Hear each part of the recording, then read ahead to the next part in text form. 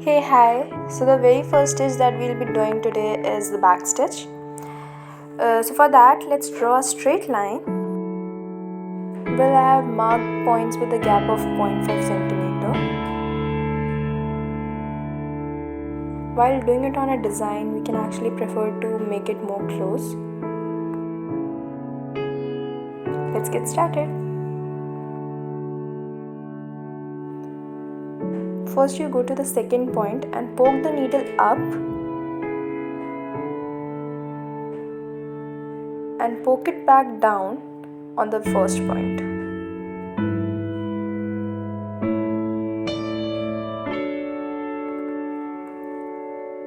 Next, poke the needle up from the third point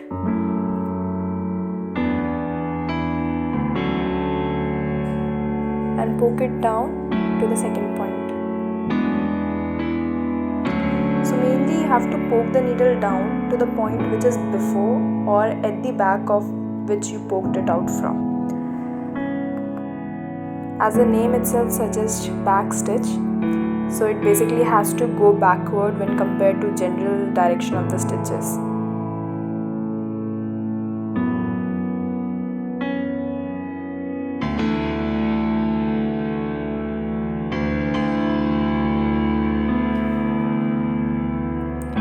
Well, this was one way to do it.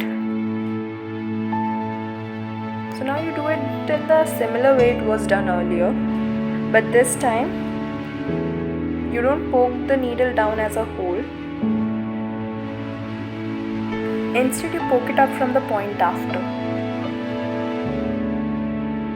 And similarly, you keep on doing it.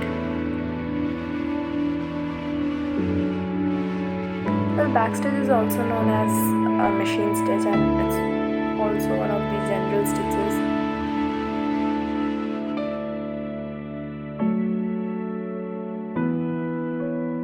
Well, this is also one of the outline stitches that we usually use to make an outline or border of a design.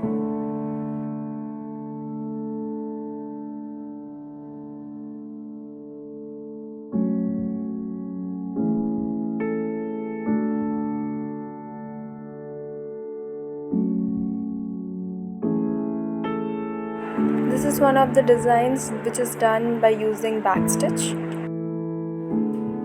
Well, the next stitch that we have is stem stitch. For this again, draw a straight line. I've marked points with a gap of 0.5 centimeters all over again.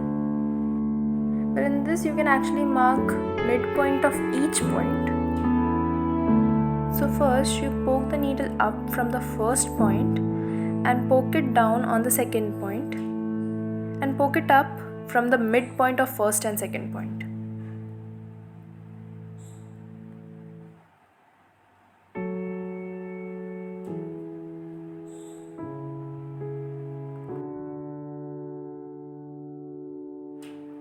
Then you poke the needle up from the third point and poke it down and bring it up from the midpoint of second and third point.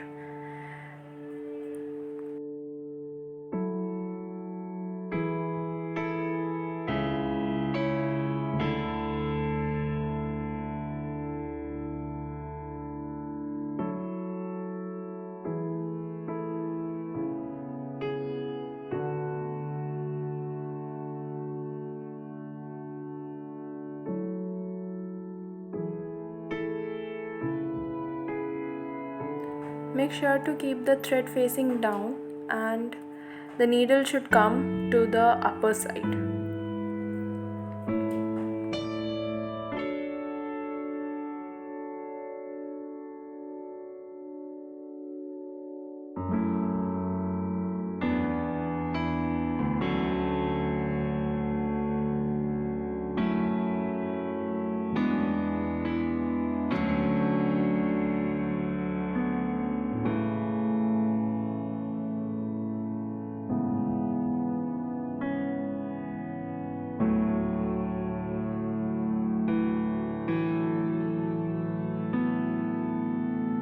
Usually the stitch is used to make the stem of the flower or a plant.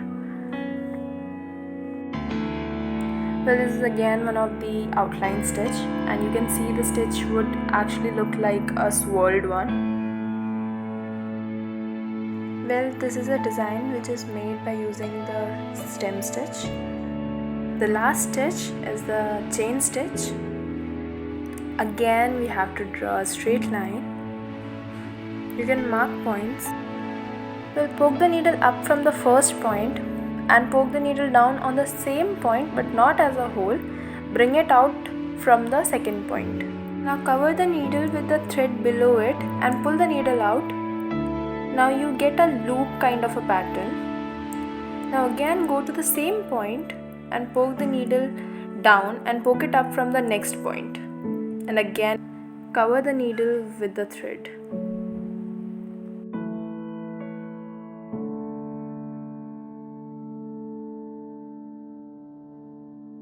Make sure you poke down the needle from the point inside the loop, not outside.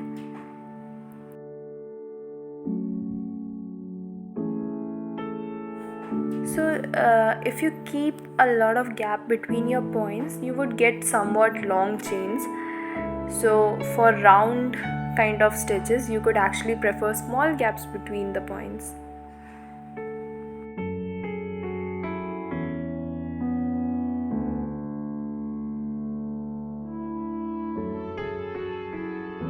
Well, this is again one of the outline stitches, though we can use it for filling as well, but it's usually used for making the borders and outlines.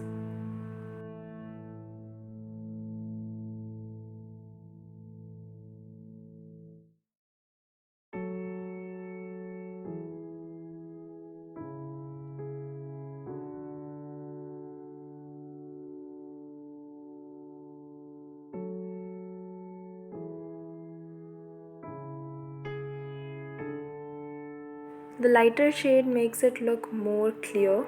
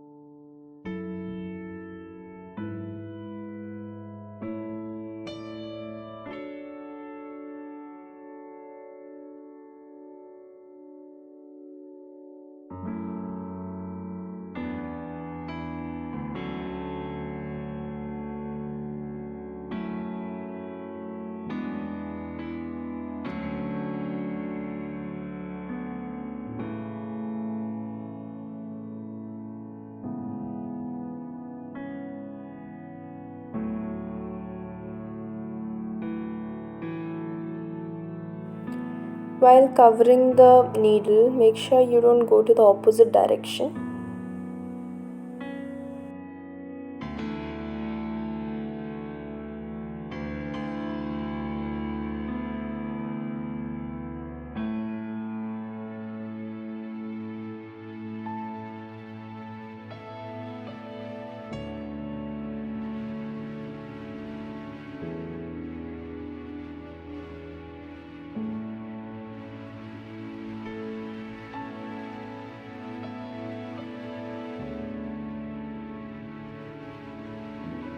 At the end of the chain stitch, you poke the needle down outside the loop, or what we call the last chain, and you put a knot. This is one of the designs made using the chain stitch. Though you may see that this design has back stitch and running stitch in it. Thank you for watching.